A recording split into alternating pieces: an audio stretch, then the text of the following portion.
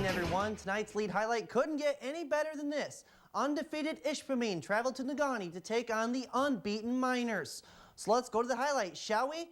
An absolute packed crowd showed up in Negaunee as in the stands as well as the track were filled with people. Ishpeming didn't know if quarterback Alex Briones would be able to play because of a leg injury early on. Briones looked fine. A gain of 21 here, but the Hematites would turn the ball over on downs. Negaunee then got the ball on 3rd and 8 from their 40-yard line. 10-year end fires a dart to Zane Radloff. A gain of 16, and more importantly, a first down for the Miners. Later in the drive, Negaunee looking to score. Uren would throw over the middle this time, and he finds Tyrus Milmackey. He plays for Ishpeming. He's there for the pick. He'd return it to his own 30-yard line, and we were scoreless after 1 quarter of play. In the second quarter, Negaunee had the ball on the Hematites' 24-yard line in 4th and 3. Uren off the PA fake, throws it up to Brock Weaver, and the 6'7" Weaver hauls in the catch in the end zone for the touchdown. 2-point conversion, no good. Negaunee led 6-0. 20 seconds left in the first half. On 4th down, inside the Miners' 25. Briones buys some time, throws it up, but Adam Francis is there to deflect the ball away, and Negaunee led Ishpeming 6-0 at the half. Francis fired up. Negaunee got the ball first after the half, and on their second play from scrimmage, Tyler LaJoy fumbles the pitch. Eric Kostreva picks it up on the 15-yard line, and he scores the touchdown on the scoop and score. Kostreva also scored the 2-point conversion to give the Hematites an 8-6 lead. However, LaJoy would redeem himself mightily in the 4th quarter, catching a 53-yard TD pass and running for a 70-yard touchdown as well. And come Tuesday, there will be a new #1 team in the UPSSA poll as Negaunee holds its own at home, defeating the Hematites 20-8. To the scoreboards, Manistee takes advantage of 7 turnovers by Newberry as the Emeralds win 28-0. Menominee has now made the playoffs in 13 consecutive years as they beat up on Marquette 42-7. Bark River Harris beats Munising by 2 scores, and North Dickinson continues to light up the scoreboards everywhere. They win by 50 points over North Central. Back to the goods in Delta County. Rivals Escanaba and Gladstone played in Gladstone.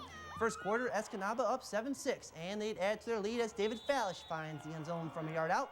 The Eskimos cashed in on a 2-point conversion. They led 14-6.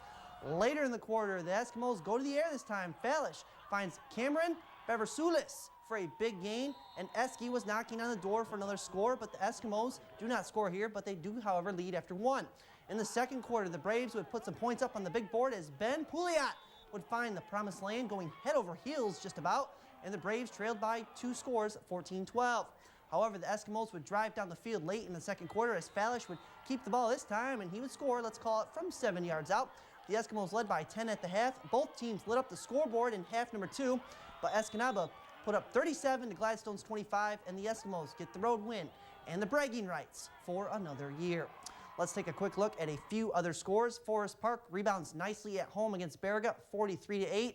The Trojans win game number 6, meaning they will be in the playoffs for the 16th consecutive season. No word yet from Gogibic and Ontonagon.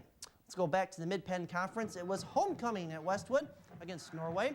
In the first quarter, Westwood driving, and Nate Klisch would be sacked here for loss by Jake Pedrati. The Pats would punt, and we would have no score after 1 quarter of play. In the second, still no score. Knights quarterback Isaac Bray throws downfield. The ball be tipped and intercepted. Westwood's Travis Swanson comes down with the pick, and he returns it inside the Norway 20-yard line. On second and goal from inside the 1, Francois Montbrun, yes, oui, finds the end zone. Extra point good. Westwood led 7-0. The very next play for the Knights offense after the kickoff, Bray is picked off again. Guess who? It's Swanson. He had Bray's number tonight. Westwood would score another touchdown on a Montbrun 1-yard run.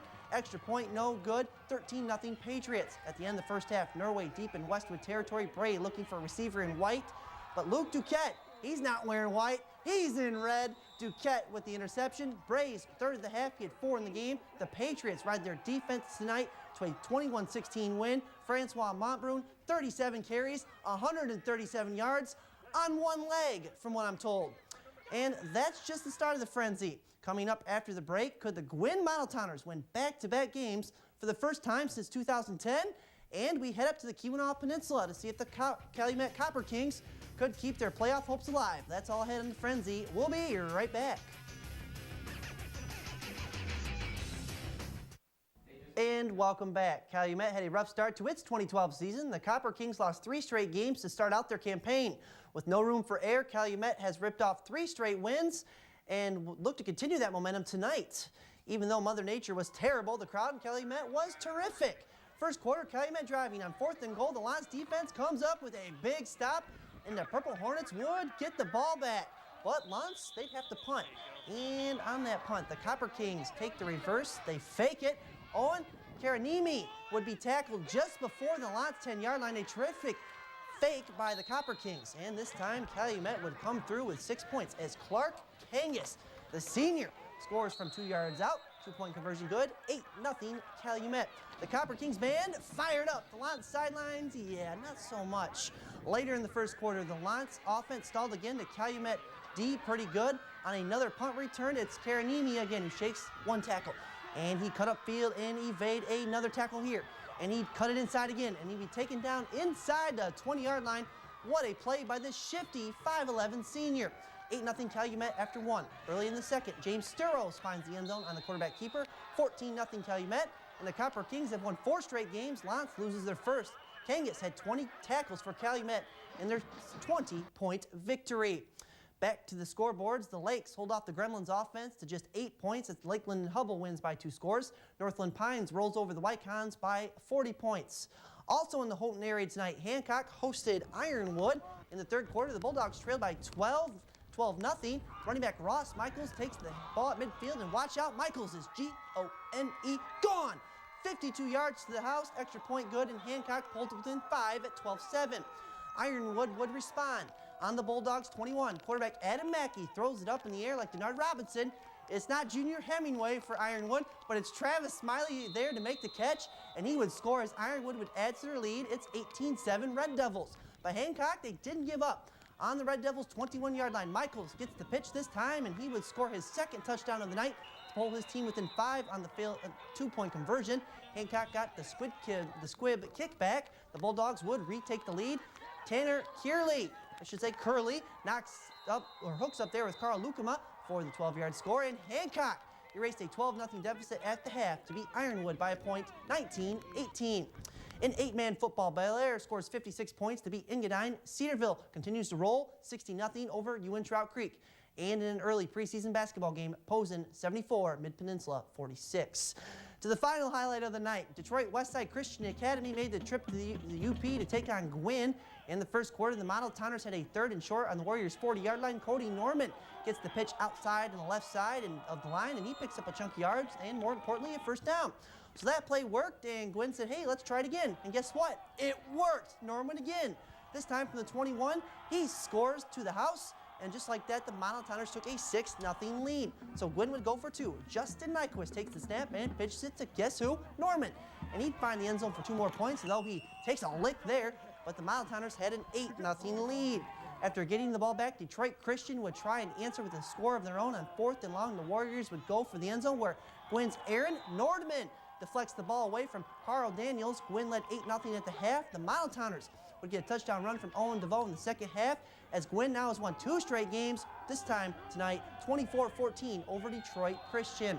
From the preps to the college ranks we go in GLIAC's women's soccer. Michigan Tech scored the first 3 goals of the game against Saginaw Valley State to beat the Cardinals 3-1. Tech remains unbeaten in conference play. At Northwood, Northern gets a goal from Gabrielle Garza, but they fall 2-1 to Northwood. In volleyball, both Tech and Northern are on the road this weekend as well. Tech falls in 4 sets to Walsh, while Northern ends a 2-game losing streak by beating Malone 3-1. Tech and Northern will switch up opponents over the weekend. Don't forget, in Marquette tomorrow, rivals Michigan Tech and Northern Michigan will kick off their football game at 1 p.m. inside the Superior Dome as both teams battle for the Miners Cup. Also tomorrow, the Tigers play Game 1 of the ALDS against the Oakland Athletics, 6:07 Eastern Time. For his first pitch, Justin Verlander on the mound for the Tigers. That game's on TBS. And a couple baseball scores for you. The wild card game's going on today. This just in, St. Louis defeats Atlanta 6-3. St. Louis will host Washington later on this week. And Baltimore, the Fighting Buck Showalters up 3-1 in Texas right now. That game is in the 9th inning. And that's going to wrap it up for this week's edition of Friday Night Frenzy. Have yourselves a great weekend, everybody. Good night.